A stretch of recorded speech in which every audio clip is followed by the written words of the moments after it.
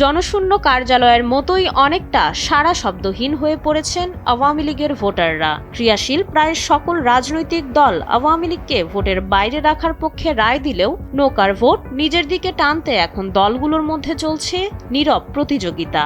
দলের শীর্ষ নেতারা আত্মগোপনে বা দেশের বাইরে থাকলেও মাঠ পর্যায়ে সমর্থক গোষ্ঠী এক ধরনের রাজনৈতিক দ্বিধায় ভুগছে। প্রশ্ন উঠছে, তাদের ভোট কি অন্য কোনো দলের বাক্সে যাবে, নাকি ভোটাররা কেন্দ্রে যাওয়াই ছেড়ে দেবেন?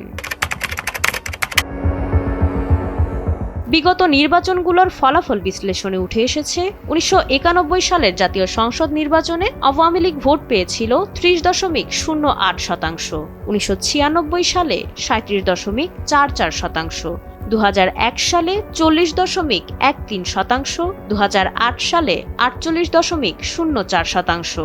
এছাড়া গত 3টি নির্বাচনে তারা ক্ষমতায় থাকার ফলে সুবিধাভোগী একটি নির্দিষ্ট কোর ভোটার তৈরি হয়েছে। এই ভোটারদের বড় একটি অংশ মনে করছে বর্তমান পরিস্থিতিতে তারা রাজনৈতিকভাবে কোণঠাসা। বিশ্লেষকদের মতে এই ভোটাররা এখন ওয়েট অ্যান্ড সি বা অপেক্ষা করো এবং দেখো নীতি অবলম্বন করছে।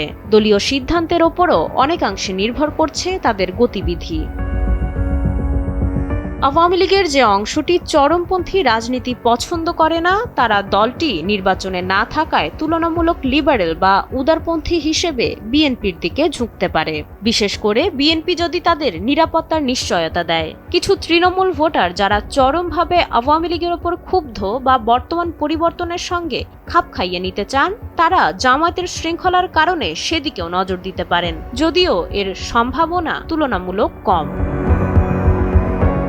আলোচনায় আছে এক সময়ের ডামি বিরোধী জাতীয় পার্টিও। প্রতীক নিয়ে অধিকাংশ আসনে প্রার্থী দেওয়া মিত্র দলটিও আওয়ামী লীগের ভোট ব্যাংকের বড় দাবিদার। যদি কোনো দল এই ভোট টানতে ব্যর্থ হয়, তবে সমর্থকরা স্থানীয় পর্যায়ে জনপ্রিয় কোনো স্বতন্ত্র প্রার্থীর দিকে হাত বাড়াতে পারেন। অনেক এলাকায় আওয়ামী লীগের ভোটাররা এখন নীরব। তারা দেখছে ক্ষমতার পালা বদলে কার আচরণ কেমন। বিশেষ করে যেসব এলাকায় বিএনপি বা জামায়াতের সাথে আওয়ামী লীগের তৃণমূলের ব্যক্তিগত সম্পর্ক ভালো, সেখানে ভোটের সমীকরণ পাল্টে যেতে পারে। তবে কিছু ভোটার চরম অনাস্থার কারণে ভোট কেন্দ্রে না যাওয়ার সিদ্ধান্তও নিতে পারেন, যা নির্বাচনের টার্নআউট কমিয়ে দিতে পারে।